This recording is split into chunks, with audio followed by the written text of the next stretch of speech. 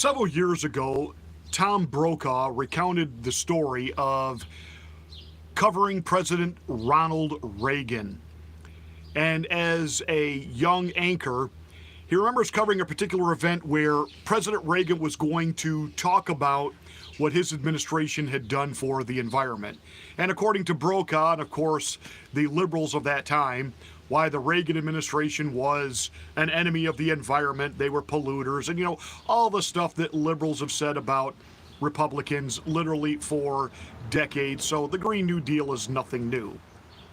And the place where President Reagan was giving this speech or this address to the press that was going to be covered on television was in a beautiful park that had just been completely renovated, and it was just beautiful landscaping, flowers, trees, and right behind President Reagan was a stream feeding a large pond. And just as President Reagan was finishing up one of his lofty speeches, kind of the city on the hill type delivery that he had, a group of ducks who had been on the water just on their own took off in flight behind the president. And Tom Brokaw turned to one of the Reagan staff members and he said, "You do know that when this makes it to the nightly news, we are going to mute what the president is saying about his environmental record, and we are going to do narration over the top so that America knows what he really didn't do for our environment." To which the staff member turned to Tom Brokaw, and Tom said he learned a vital lesson that day, and one that he never forgot in all of his years moving forward as the anchor of the NBC Nightly News. The staff member turned to Reagan and said, or Reagan staff member turned to Tom Brokaw and said, "Don't really care what you say. We got the optic." He said, "Look where he's standing. Look at this beautiful park behind him. Look at those ducks taking off. Nobody at home watching is going to hear anything that you're saying. They're going to watch the president and this scenery in motion." And Tom Brokaw, who made his living in broadcast television, a visual medium, said that was an epiphany for him. That was an aha, come to Jesus moment.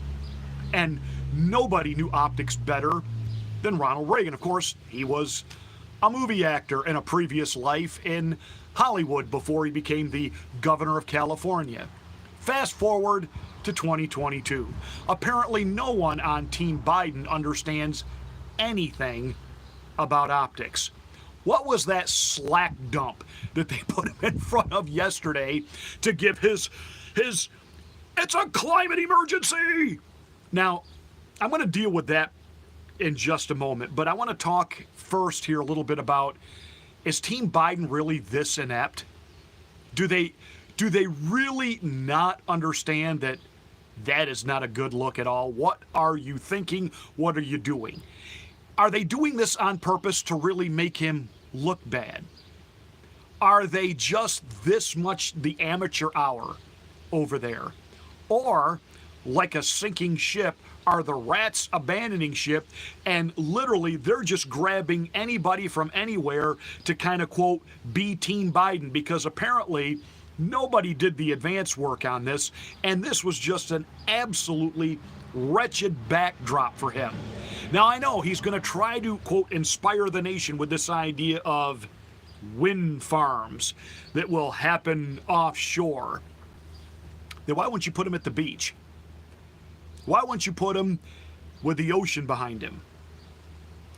You want to inspire, you want to uplift, you want people to, quote, catch a vision. And I can tell you as a pastor, one of my duties as a pastor is vision casting.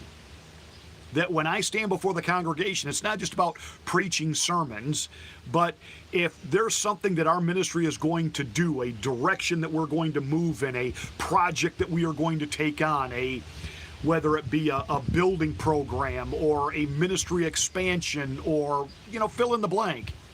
Well, one of the things that I have to do is cast the vision for the people, because most people are not visionary. They see what they see. And so whether it's through the use of multimedia, whether it's through, a really great video presentation, or, literally taking people to an off-site location because this is going to be the future site of something we're going to buy, something we're going to build, et cetera, et cetera, et cetera. You have to cast the vision so people, they can start to see what it is you're talking about, then they respond, they will give, they will volunteer, they will get involved. President Biden and his team know nothing about how to cast a vision except gloom, misery, and despair, and she was gone. I mean, really, it's the old hee-haw song. I mean, it's really, they don't understand that everything they do, it's not just the gaffes, it's not just the fact that because he's got dementia, he doesn't have the mental cognitive ability to catch himself as he's lying and tweak it anymore. Which is why, once again, we have to hear about he got cancer, only now we're treated to a brand new reason why he at one time had cancer. It's because of the oil refineries of Delaware, which is why they put him in front of a slack dump. That people are supposed to look at that and say, aha, see what this environment looks like? This is what the fossil fuel industry does. No, that's what Democratic policies do, which create urban blight, which drive businesses and manufacturing and even our oil production and refining industry pushes it all out, and then we are left with these large, eyesore, decaying, decrepit buildings because of the blight created by Democratic policy. But again, they don't get it. They don't get that when people look at that and they're really then not hearing what the president is saying. But there were certain things that he said yesterday that were dangerous. And I mean that. Very much so dangerous. Apparently, Joe Biden is no longer going to give any pretext or pretense that there are two other branches of government, a legislative branch and a judicial branch. The way it's supposed to work is this. The legislative branch, they create laws. The judicial branch steps in and decides whether or not those laws line up with the Constitution. And if the Supreme Court signs off and says, yeah, that law is constitutional, it is the executive branch, i.e. the president, it's his job then to make sure that the law is carried out, that it's then enforced. That is what the president's supposed to do. But apparently, Joe Biden is now the Wizard of D.C. Pay no attention to that man behind the curtain. I am the great and powerful Oz. We don't need to worry about what they're thinking in Congress. We don't care. I'm going to do this by fiat, by decree. I'm going to do this. If Donald Trump ever said anything even remotely close to that, can you imagine the hue and the cry and the hubris from our media? And to be honest, rightfully so. We didn't elect Donald Trump to be czar. And Joe Biden, the placeholder, has not been given a green light to be King Biden, Emperor Joe. No, nay. But see, this is what I have said for years, and I wish you Republicans, in particular, you wimpy rhinos. Do you understand why you get your clocks cleaned constantly by the liberal Democrats? Because when they have power, they use power. When they have power, they use power. There are certain things that I know President Trump wanted to do that I know his own family, which was listening to traditional advice of, you got to bring certain members of the D.C. establishment into your cabinet, into the administration. That's how we're going to earn credibility and show that we're willing to play nice. And I think President Trump went against his instincts on that. I think he listened to his daughter and son-in-law, and he did that placating, thinking that, okay, Washington will give me a break and they'll kind of let me get started. No, nay. They didn't want you there. You were an outsider from jump. You're not part of the establishment. They did not want you there. And you should have gone with your instincts and hired the people that you wanted to hire. And again, I know your family. You love your family and you're extremely loyal to your family. But Mr. Kushner, your daughter Ivanka, they were in a little over their heads there too. They just kind of thought, if we play the game a little bit, they won't give us such a hard time. Wrong. So when you have power, use power. But Joe Biden is going well beyond the so-called just using his power and his authority, the bully pulpit. He's not even going to attempt to work with Congress on anything. Once Joe Manchin said, no, you're not getting your Green New Deal until we get inflation under control, what does Joe Biden do? He declares an emergency. Now, this is dangerous. And it's dangerous for several reasons. You think, well, what he was really proposing, was it really that bad? I'm not against renewable energy. I don't think most people are. But again, when you really get into the whole climate change and the whole renewable energy debate and conversation, even the so-called renewable energy that you're talking about, like, we're going to have an electric car so that we're not burning fossil fuel. Do you have any idea how much fossil fuel will be required to charge your electric car? Have you thought that through? Even Michael Moore came to that epiphany and said, no. In fact, Michael Moore is one of the only honest people on the environmental wacko side of the aisle. He has said, basically, the only way we're going to get energy consumption down, we have to have less people. So he's all about population control. That's a whole nother issue that I'll deal with in another commentary at some point. But he did a whole documentary showing how much fossil fuel is needed to mine and refine the components that are needed to build windmills, to build the batteries for electric cars. He went to a place just outside Detroit to show us what looked to be like 3 football fields of solar panels, a solar farm. And he asked the obvious question, wow, how many square blocks does this solar farm power here in Detroit? I think it was Detroit where that was. I could be wrong on the city. And he was told by the curator of the solar farm, well, this will do about 6 houses. Wait, 6 houses? What you mean this isn't doing complete city blocks of stores and businesses and apartments and homes? It's doing like 6 houses? You need 3 football fields of solar panels to do 6 houses? And I think in that moment of actual honesty and enlightenment, Michael Moore came away with the realization, okay, this really is not going to work. So when Joe Biden stands there and declares an emergency, understand what that lets him do. Under the Emergency Powers Act, it means he can be a dictator. Bump, ba-dum, bump. Hey, where are all you people that were suffering from Trump derangement syndrome, constantly accusing him of being a dictator and he's gonna take over the country and blah, blah. Joe Biden's actually doing it. See, Joe Biden, with the stroke of a pen, can now just declare, you know what? This pain, this misery at the pump, it's good for you. Go buy an electric car.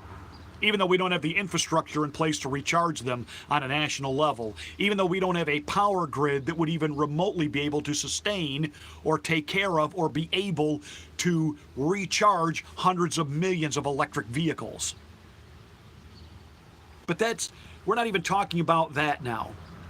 We're talking about what happened yesterday that kind of flew under the radar. See, everything's an emergency now. We have a trans youth emergency. We have an equity emergency. We have an abortion emergency. In other words, we don't have enough people who have the right to kill their baby. That's what they're saying. So by declaring everything an emergency, he gets to just unilaterally make decisions, write and sign decrees. And I don't care if you're a Democrat. That literally ought to scare the living snot out of you. If we allow this to happen, if we do not push back on this, if we do not demand this stop, you understand that each ensuing president will just take it farther and farther and farther.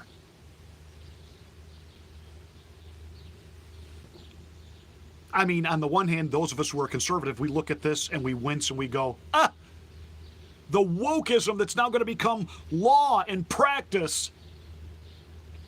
Well, hey, some of you liberals watching, what happens if by emergency we have a guy that starts declaring things you don't want? There is a reason the framers of our Constitution gave us a legislative process. Joe Biden does not get to be the Wizard of America. He does not get to be the Emperor of America. He does not get to be the dictator, the czar, the king. He is none of those things.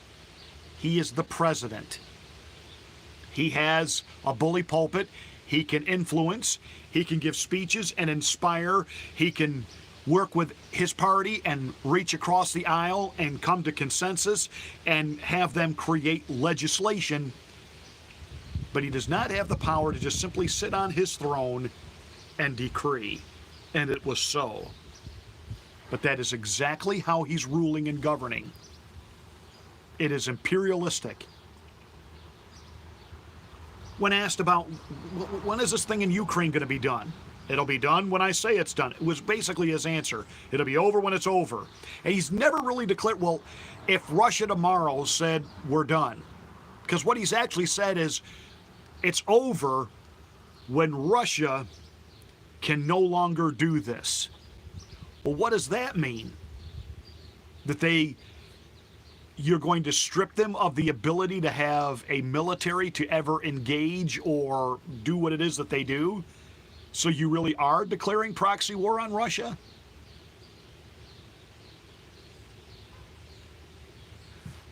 Where is Congress? You know, that's all I heard from liberals, and I agreed with them when it came to George W. Bush and the never-ending war on terror. Hey, get a declaration from Congress. Get a declaration from Congress. Well, where's our declaration? Where's Congress on this? They keep voting and proving money to be spent over there. He acts as czar, as emperor. That is not our legislative process. That ought to literally scare you and concern you. Speak up now before he decrees you can't. He's already said certain amendments are not absolute. So you've got a guy